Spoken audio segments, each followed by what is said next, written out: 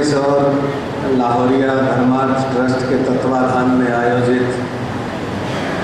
इस रक्तदान शिविर में आयोजित इसमें आए हुए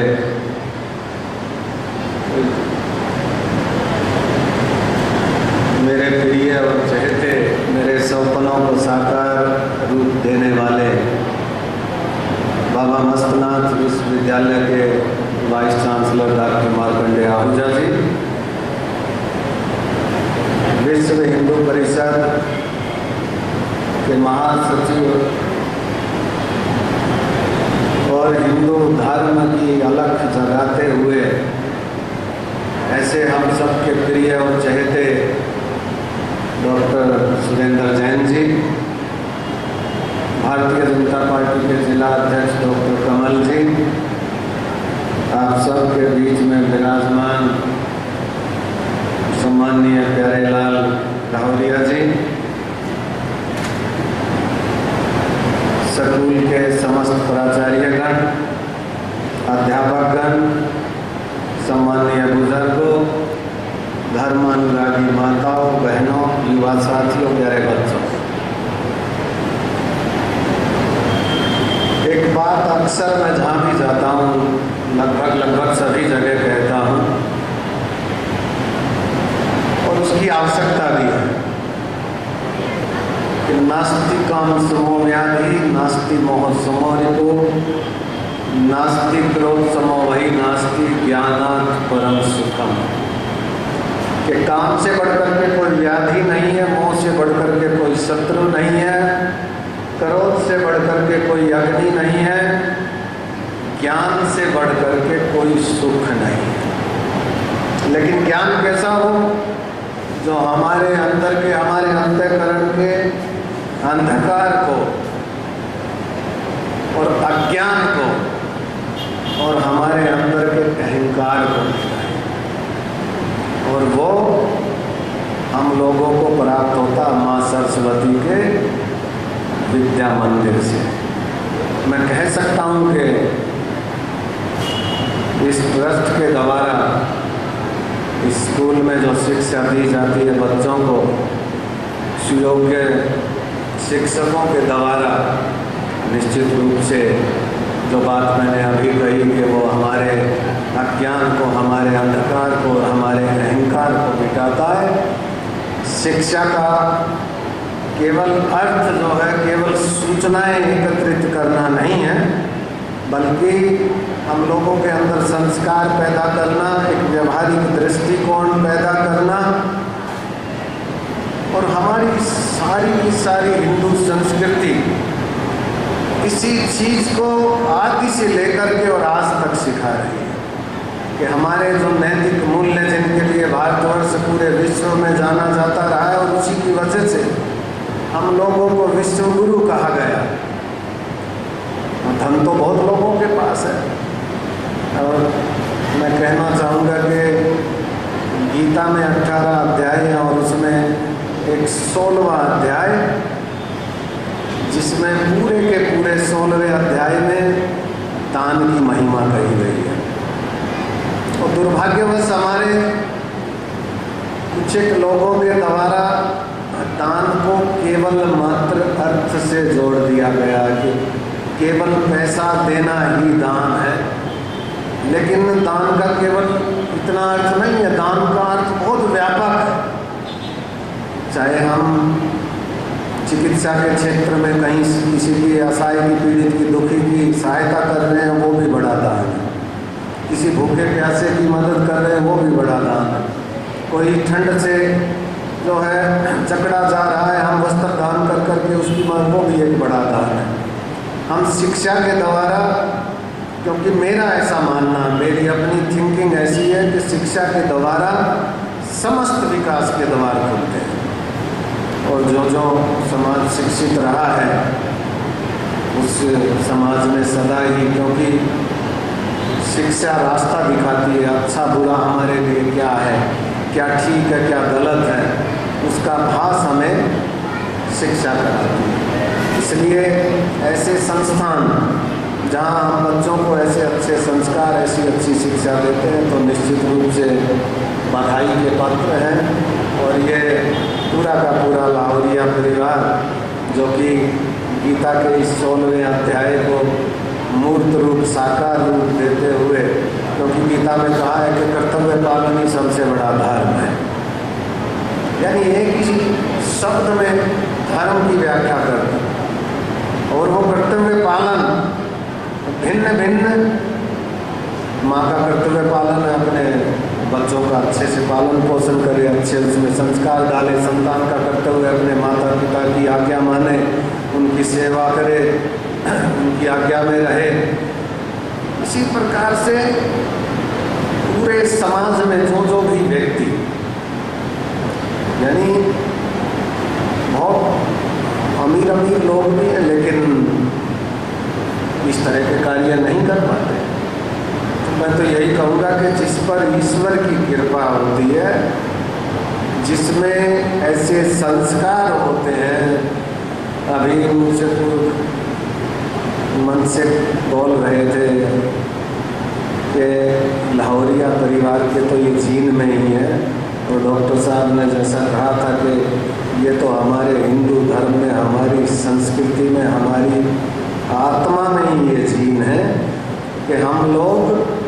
नर सेवा को ही नारायण सेवा मानते हैं। और मैं निश्चित रूप से बहुत अच्छे से कह सकता हूँ कि आपका ट्रस्ट जिस सेवा में लगा हुआ है, निश्चित रूप से जो हमारी संस्कृति का, हमारे धर्म का जो है, जो मूलभूत सिद्धांत है, जो आधार है, आप उसको पूरा कर रहे हैं, उसमें सहयोग दे रहे हैं। निश्चित रूप से आप पुण्य के भागी हैं। और बच्चों को विशेष तौर पर मैं कहना चाहूँगा इस अवसर पर कि भाई कभी भी अपने अंदर हीन भावना ना आने दें। ये ना सोचें कि भाई मैं ऐसा नहीं कर सकता। प्रत्येक कृति ईश्वर की, उसमें एक विशेषता है, यानी सभी के सभी। मुझे स्मरण आता है स्वामी रामकृष्ण परमहंस इस वक्त विवेकानंद को कोई साधना बताने लगे और वो बार बार उसमें फेल होते रहे, यानी उसमें वो सक्सेस नहीं हुए, सफल नहीं हो पा रहे थे, और असफलता का दायरा बढ़ता जा रहा था। और 13 दफ़ा जो है वो असफल हुए। 13 दफ़ा जब असफल हुए तो विवेकानंद जी जाकर के गिड़गिड़ाने लगे, रोने लगे परमहंस जी के चरणों में, और कहने लगे कि भगवान मुझसे ये सब नहीं हो रहा, और मैं ऐसा कृतघ्न हूँ, मैं आपका शिष्य कहलाने के लायक नहीं हूँ कि आप मुझ पर इतनी कृपा कर रहे हैं, इतना आशीर्वाद दे रहे हैं, तब भी जो है मैं 13 दफ़ा असफल हुआ। उस वक्त परमहंस जी ने कहा कि तू बड़ा सौभाग्यशाली है, तू 13 ही दफ़ा असफल हुआ, तेरे सामने जो तेरा गुरु बैठा हुआ वो तो 16 दफ़ा जो है फेलियर व्यक्ति बैठा। और ये सुनने के बाद विवेकानंद जी जब उसमें जुटे तो फिर वो एक ऐसे सफल व्यक्ति होकर के उभरे कि आज हम सब लोग जिस आदर और श्रद्धा के साथ इस आधुनिक युग में भारतीय संस्कृति की जो ध्वजा उन्होंने पूरे विश्व में फहराई, और जो सेवा का प्रारूप उन्होंने इस विश्व को और इस विश्व के संतों को दिखाया, वो आज हम सब के लिए अनुकरणीय है, अपने जीवन में उतारने के लायक है। तो इसीलिए कोई भी बच्चा अपने आप में हीन भावना न आने दे, संकल्प के साथ, दृढ़ता के साथ और पूरे आत्मविश्वास के साथ जिस भी काम में लगे। आप एक दफ़ा अपना तय कर लें कि हमको ये काम करना, ये बनना है, ये हमने जीवन में ये अपना लक्ष्य निर्धारित किया है, तो निश्चित रूप से आप प्राप्त करेंगे। चले वेती चलते रहो। इसलिए जीवन का एक लक्ष्य निर्धारित करें। और मुझे स्मरण आता है कि जैन परंपरा में भगवान महावीर के शिष्य हुए गोसालक, वो उनके विरोध में भी बहुत रहे, और उनका एक प्रमुख सिद्धांत है भगवान महावीर का कि भाई सोचा नहीं कि आधा हुआ नहीं। तो गोसालक ने कहा कि ये तो आपका सिद्धांत बिल्कुल गलत है, मैं अभी की अभी जो है इस सिद्धांत को गलत ठहरा सकता हूँ। मेरे सामने एक आदमी बैठा हुआ, मैं सोचता हूँ कि ये अंधा हो जाए तो आपके कहने अनुसार तो उसकी एक आँख जानी चाहिए, वो काना होना चाहिए। एक आदमी जो है यहाँ खड़ा हुआ, मैं कहूँ कि ये तुरंत मर जाए, ऐसा सोचूं, सोचने भर से वो मरे नहीं तो कम से कम बीमार जरूर हो, लेकिन नहीं होता। या मैं कहता हूँ कि किसी भी व्यक्ति के दोनों हाथ पैर दोनों टूट जाए तो वो आधे एक एक हाथ पैर टूटने चाहिए, तो लेकिन नहीं टूटते, तो गलत सिद्धांत आपका। उस वक्त भगवान महावीर ने कहा कि नहीं, मुख्य काम जो है हम लोगों ने सोचा नहीं कि आधा हुआ नहीं। आज हम लोग कोई भी बुरा काम करने की अगर सोचते हैं, आज हमको कानून का डर है या हम उतने सामर्थ्यवान नहीं हैं कि उस काम को कर पाएँ, या हमको समाज का डर है,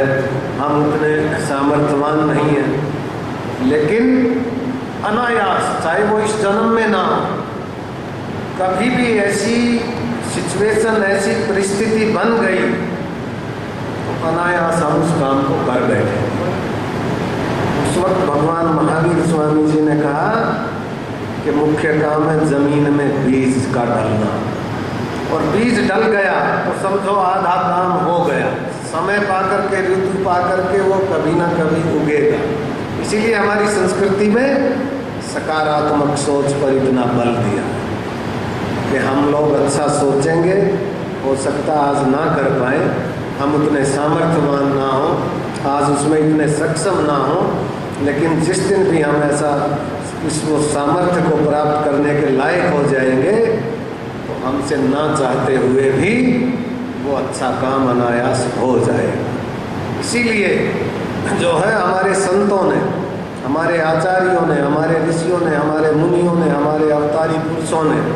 समय समय यानी जिस तरह से आसमान से बिजली कड़कती है, एक दफ़ा जरा सी चमकती है, जरा सी रोशनी होती है और उसके साथ साथ तुरंत फिर अंधेरा हो जाए, तो ऐसे महान पुरुष बिजली की माफिक कड़क करके और तुरंत जो है बहुत तीव्र गति से रोशनी दिखा करके और इस संसार में अपना काम करके चले जाते हैं। मुझे स्मरण आता है कि जिस वक्त रामायण में प्रकरण आता है कि लंका विजय करके भगवान श्री राम अयोध्या पधारे, विभीषण जी भी साथ थे, हनुमान जी भी साथ थे। हनुमान जी ने कहा कि हे भगवान, आगे कलिकाल आएगा, जीव जो है बड़े अज्ञानी होंगे, बड़े अल्पज्ञ होंगे, शक्तिहीन होंगे, कि आपको प्राप्त करने का कोई ऐसा बड़ा सीधा सरल सा कोई आप उपाय बताइए, कहिए, जिससे सबकी अच्छी सदगति हो। तो उस वक्त जो है भगवान राम ने कहा कि हे हनुमान, तो बड़े बड़े यज्ञ हवन से, बड़े तप से, बड़े योगाभ्यास से और बड़ी बड़ी तपस्याओं से और कठिन जो है उपवास से भी जो नहीं मिल पाता, एक बहुत सरल सा मैं उपाय कहता हूँ। और उस वक्त उन्होंने कहा कि सुन हनुमंता, छल छिद्र मोहि कपट न भावा, निर्मल मंजन सो मोहि पावा। यानी बात निर्मल मन बनाने की है, और जब हम सब का निर्मल मन होगा तो हम लोग उस प्रभु को पा करके इस संसार में जितने भी हम सबके आसपास रहने वाले, वैसे तो भगवान की सृष्टि बहुत बड़ी है, सभी के दुख तो कोई भी दूर नहीं कर सकता, लेकिन हमारे आसपास कोई भी असहाय है, पीड़ित है, दुखी है, हमारा निर्मल मन होगा और उसके तरीके बताए अनेकों, जिसको जो सूट करे, किसी को तब सूट करे, किसी को जब सूट करे, किसी को दान सूट करे, और किसी को जो है नाम जपना, किसी को योगाभ्यास, किसी को तप, यानी उसके अनेकों रास्ते बताए हैं। उससे हम लोग अपने मन को निर्मल करते हो, क्योंकि स्वच्छ दर्पण में ही हम सबको अपनी सूरत दिखाई देती है, और तब हमको इस संसार में एक ऐसी दृष्टि, स्वच्छ दृष्टि प्राप्त होती है कि हम लोग अपने आसपास के जो भी हमारे भाई असहाय हैं, पीड़ित है, दुखी है, ज़रूरतमंद है, उनकी हम लोग सेवा में लगते हैं और अपनी ही सेवा समझ करके बिल्कुल निरंकारिता के भाव से, यानी हमारे यहाँ दान का महत्व है, उसके साथ साथ दक्षिणा भी देते हैं। कहा है ना कि दान देकर के दक्षिणा जरूर दो, नहीं तो दान का फल नहीं मिलता। ऐसा क्यों? क्योंकि लेने वाले के मन में ये रहता है कि मैं लेने वाला हूँ, देने वाले के मन में ये अहंकार ना आ जाए कि भाई मैं देने वाला हूँ और मैं जो है मेरे सामने एक तुच्छ प्राणी है वो लेने वाला, वो छोटा है। इसलिए दक्षिणा का हमारे यहाँ प्रारूप रखा गया और उसको दक्षिणा के रूप में हम जब कुछ भी देते हैं तो उसका इतना मतलब है कि भाई आपकी बहुत बहुत मेहरबानी, बहुत आपका आभार, धन्यवाद कि आपने मेरे दान को ग्रहण किया, इसलिए मैं आपका आभार और धन्यवाद व्यक्त करता हूँ। तो लेने वाले के मन में भी हीन भावना ना आए और देने वाले के मन में अहंकार ना आए। इसीलिए हमारे यहाँ दान के साथ साथ दक्षिणा का महत्व रखा है। और मैं कहना चाहूँगा इस संस्थान में जो है पढ़ने वाले बच्चों के लिए कि वो यहाँ से जो शिक्षा ग्रहण करेंगे, मुझे पूर्ण विश्वास है कि यहाँ से शिक्षा ग्रहण करके इस नश्वर संसार में जहाँ कहीं भी वो जाएंगे उस संसार को अपने ज्ञान से, अपनी सेवा से, अपने कार्यों से आलोकित करेंगे और उस प्रभु की सृष्टि को खिलाने में मदद करेंगे। मैं आयोजकों का आभार और धन्यवाद व्यक्त करना चाहूँगा कि हम सबको यहाँ बुला करके हम सबका मान सम्मान किया, सभी श्रोताओं का कि इतनी गर्मी होने के बावजूद भी हम सबको बहुत ध्यान से, शांति से, धैर्य से सुना। मैं उससे बहुत अभिभूत हूँ। आप सबके भीतर बैठे हुए उस परम तत्व को प्रणाम करते हुए अपनी वाणी को विराम देता हूँ। ओम शांति शांति। जय हिंद, जय भारत।